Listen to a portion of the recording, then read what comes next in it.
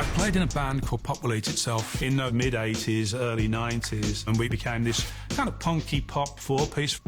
We got very influenced by hip-hop and dance music, which basically led us to the sampler. That, delving into the electronic side of things with samplers and synths, really kind of paved the way for what I would do when I did Pi and Requiem for a Dream. In 1996, I'd been playing in my band for 10 years, and we'd come to a crossroads, really. I think we were just burnt out. I moved to New York to sort of see what would become of me. To some degree, wherever I went, I had no job and no money, so, you know, it was whatever, really, just give it a go, you know. My girlfriend at the time worked in PR for electronic bands, and she knew a guy called Eric Watson.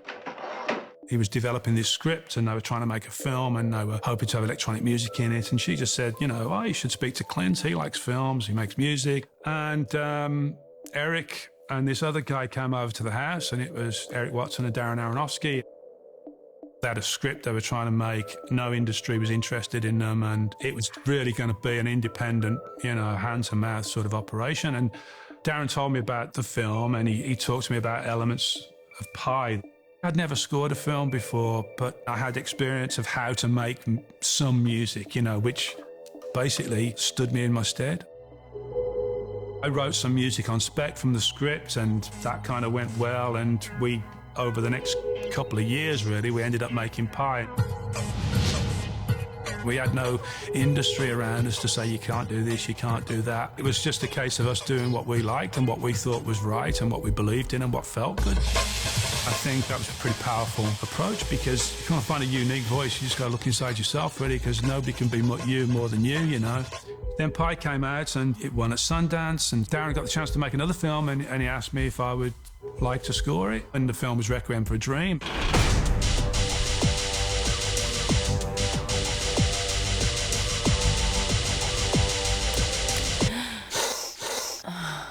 Requiem for a Dream was actually a much more difficult proposition than Pi had been, for me anyway. I think films are always difficult, but Pi, we seemed to sort of hit the groove pretty early, and Requiem, we didn't hit it for a while, you know, and that was, you know, I guess that's the reality of making films. You know, you got to dig in and find it sometimes. Darren wanted the film to be hip-hop oriented because that was the music he could have grown up with, and the film's set in Brooklyn, and he wanted it to sort of underpin, I guess, his experience of growing up there. I remember Darren sent me a piece in the film where Ellen Burstyn's character first takes the amphetamines, and she's cleaning the apartment, and he had used She Watched Channel Zero by Public Enemy as a score under it. And it was absolutely amazing. It was so good. But the problem with it was they didn't really say anything other than like, ooh, we put two bits of things together and they're cool. It didn't have any real depth to it, you know.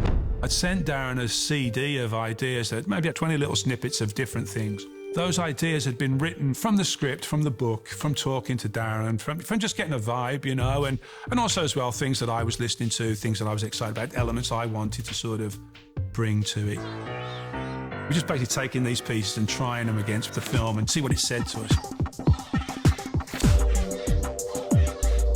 We gradually worked through bit by bit, and we weren't really getting anywhere. And Darren would try music in other places, move it around and pull it apart. Mostly they said nothing. But we got to this one piece of music, and we put it against the scene where Marion has slept with a therapist and she's leaving his apartment. And the piece that we used was the piece that would become Lux Eterni.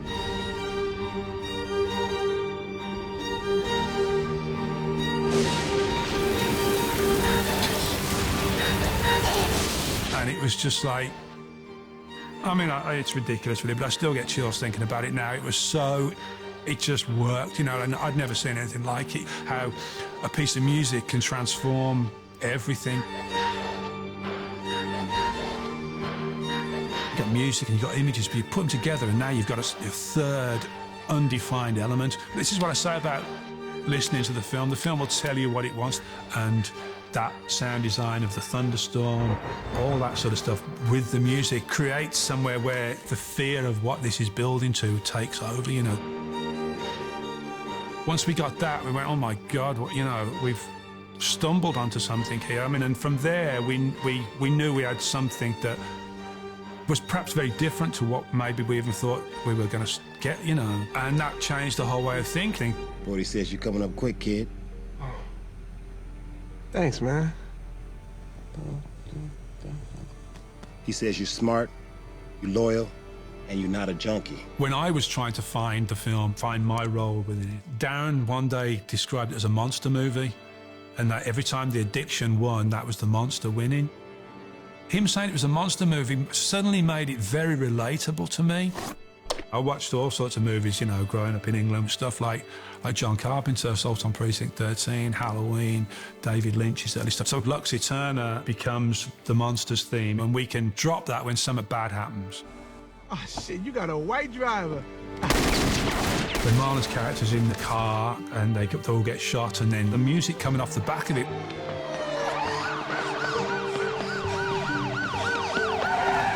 Now we're starting to get this structure in the film. Something I've discovered then is that when you get a piece of music that does work for the film, your view of the film becomes very different, in as much as even if you've tried 100 other things before that and none of them worked, once you've got something that does work, now you can look back at those pieces and go like, that didn't work because such and such, but if I do whatever to them, they can actually become part of it now because you see them through a different light. You can sort of go, okay, well, this piece of tension music, once I put it under Marion deciding whether she's going to make a call or something like that, you can just feel it. It comes alive, you know. Experiencing what the film is bringing to you, at least for me, it's my guide into the film. The hip-hop montage, the work that Brian Emmerich did on the sound design, I think it's as integral as the score is, because in places it does what the score is doing, you know, that responding to the needle, to the eyeball.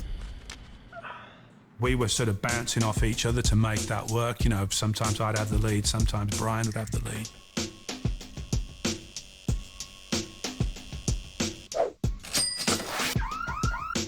So you got this build of elements that were hopefully in sync with one another, that gave you a very, very interesting palette as we went through the film. You know something?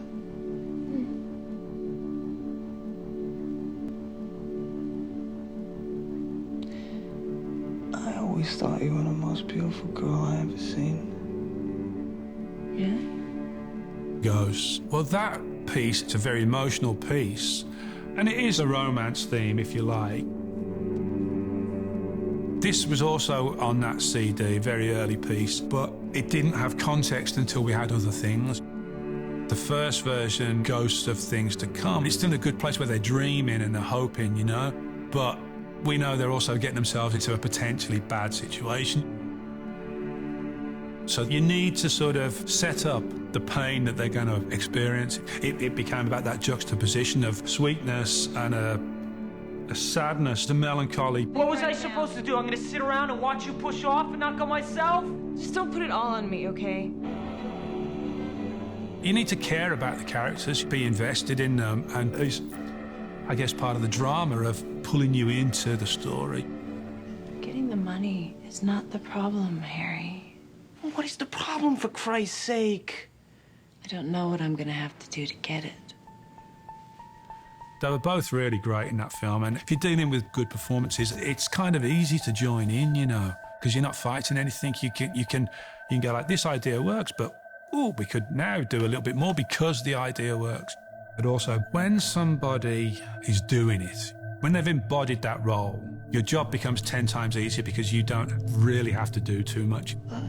You'll get strung out, for Christ's sake. Oh, come on. I almost fit in my red dress. The one I wore to your high school graduation. The one your father liked so much. Oh, I remember how he looked at me in that red dress. Ellen Burstyn's performance, it's all there. She doesn't really need me. So my work then can become different. I can almost zip the dress, the red dress. I've almost got to zip it up. Because I'm keeping out the way, she's doing it, and I can either just tick along or stay out, or the sound design can do it. And again, you know, as I say, you're open and you're listening to the film, what it's bringing to you, you know, and where you don't need to intrude. Mrs. Goldfarb, we've tried several medications and you don't seem to be responding. I believe we might be at a point where we might want to try some alternative methods. At the end of the film, if we didn't get this bit, the whole thing was going to fall apart. Darren said to me, Requiem is a musical term, so we basically listened to a lot of Requiems. But what I did then was I sampled varying chords or hits. No real musical passages, just moments, if you like. Different chords and sounds and whatever, and I laid them out on the keyboard in the sampler. And it was just completely random. It was just hi-hat patterns was playing stuff, drum beat, you know, kicks. And I just recorded it all in and just looked for bits that I liked. So you might get the ja-ja-ja-ja-ja. That was just a ja at one point. And now it's come off the kick drum or something. It's going ja-ja-ja-ja-ja. And I liked that bit, so I cut that. Then there was something else, then I cut that bit. And then I started putting together the bits that I liked. I sent it to Darren and Jay, who was editing it. And I think I wonder what the hell I was up to be honest. But it was all overdriven and too hot, you know. But we stuck with it.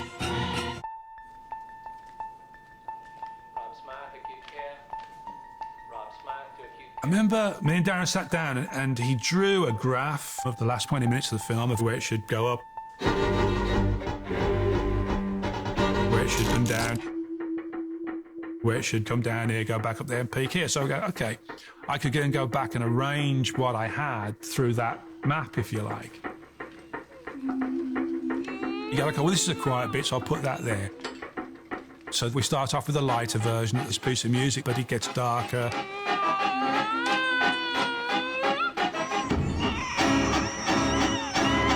You can cut then from that brutality back to Harry calling Marion on the phone. I'm really sorry, Marion. I know. And even though it's now in a melancholy place, that brutality is still with you because of the cutting backwards and forwards with the images and the music. And you just start off with a very rough piece of work, and you know, I'd send it to Darren, he'd go like, yeah, it's moving on, but this bit doesn't quite work here, and try this, try that. It's a very collaborative thing, which evolved into the meltdown section at the end of the film, leading into Lux Eterna.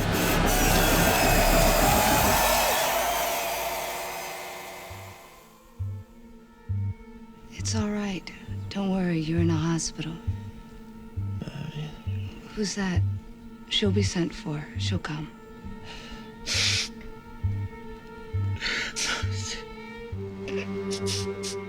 We didn't want Lux Eterna just to be sort of nihilistic. And whilst there isn't a lot of redemption in it, there's an emotional swell to it.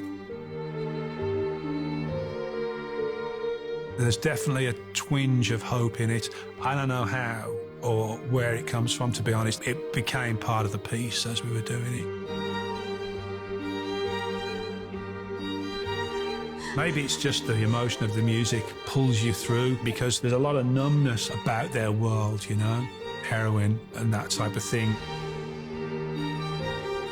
So the music being as stated and as powerful it is perhaps pulls you back to feeling there is a crackle of light. Once we'd sort of got these elements working and it was sort of set up like a quartet, Darren said we should get the Kronos Quartet to play it. Well, the Kronos Quartet are probably the world's premier quartet, I would say. They've probably been going like 40 years. Darren had seen them play and he thought, well, they're the best in the world. Let's go for the best in the world. If they say no, we'll go for the second best in the world, you know.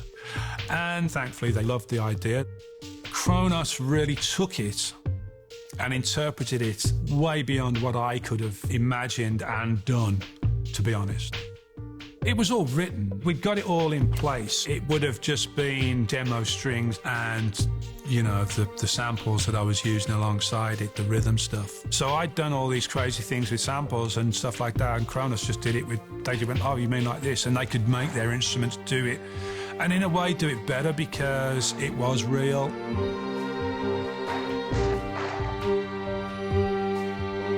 I love sampling and all that sort of stuff, but they created their own language with it, if you like, that I think really worked better. They undoubtedly put their personality, their experience, what it said to them, and took it on another level.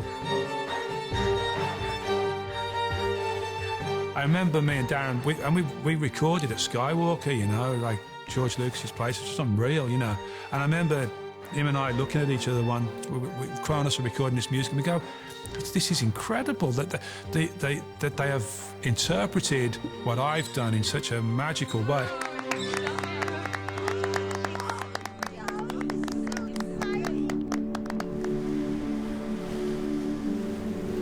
There's no two ways about it. That film changed my life. I say it changed my life because I realised then that, like I said, you have the image, you have the music, and you put them together, you have this third element that's almost nothing to do with you, but it's almost magical, you know, and I found it very difficult to just go back to almost what felt like a two-dimensional thing of just making music, you know. I craved that bouncing off the image.